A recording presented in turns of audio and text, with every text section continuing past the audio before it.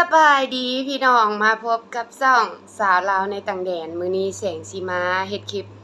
กินตำข้าวปุ้นใส่ปูดอง แล้วก็จะมีของแซ่บอีกอย่างหนึ่งให้เบิ่งใกล้ๆโอ้ๆร้อนนี่โอ้อันนี้ต้องยกกล้องขึ้นมาเบิ่งมักพริกหรอ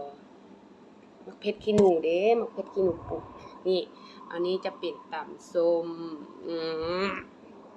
มาพี่น้องกล้องมันก็จิสั้นๆหน่อยนึงเพราะว่าขากล้องบ่ได้เอามาแหม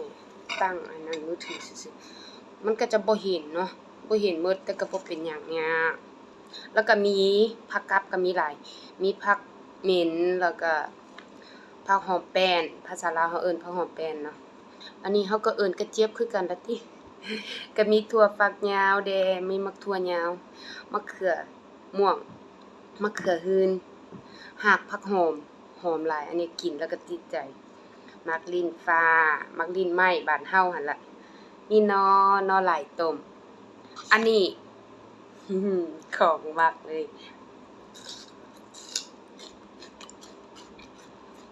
อันนี้เป็นผักคะน้าผักคะน้าที่มันเป็นหัวใหญ่ๆอันนี้เขาจะนิยมกินอันนี้มากินกันก่อนพี่น้องบ่เว้าหลายใหญ่เฮาหิว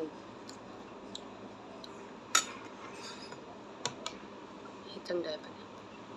มีคนมาอีกแล้วญาติเสียงมันรบกวนมันจะมีเสียงรบกวนเข้ามาหน่อยนึงเนาะมาเด้อกินข้าวยามแรง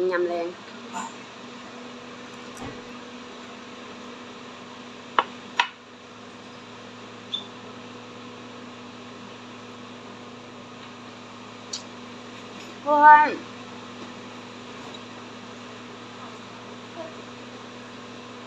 น้องสาว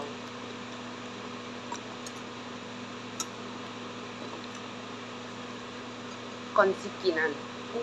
น้ำนมหุบสิกินของเผ็ดๆเฮาก็กินนมไปก่อนหน่อยนึง好吃吗？要吃吗？你会吃吗？很辣。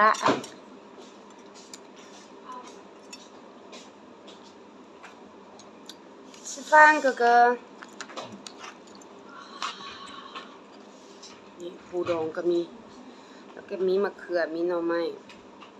มีเสียงรบกวนน้อยนึงแต่ว่ามื้อนี้ถ้ามีเสียงเพลงและเสียงสิขอปิดคลิปเด้อเพราะว่า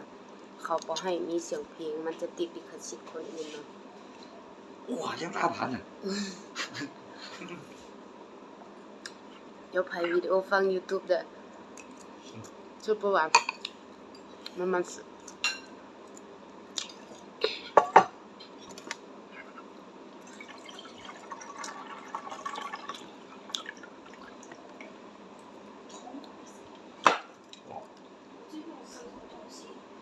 屁抠起来，抠死了呢。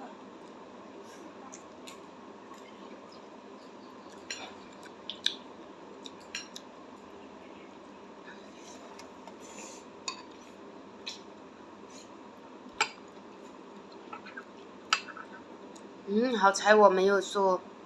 刚才我拿去说了刚才来不及是吗？妹妹去读书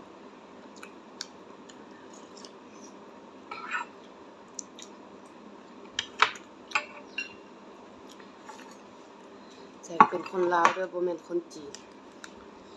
แต่อยู่น้ำอ้ายเพิ่นก็เลยต้องเว้าภาษาจีนเพราะเพิ่นบ่รู้ภาษาลาว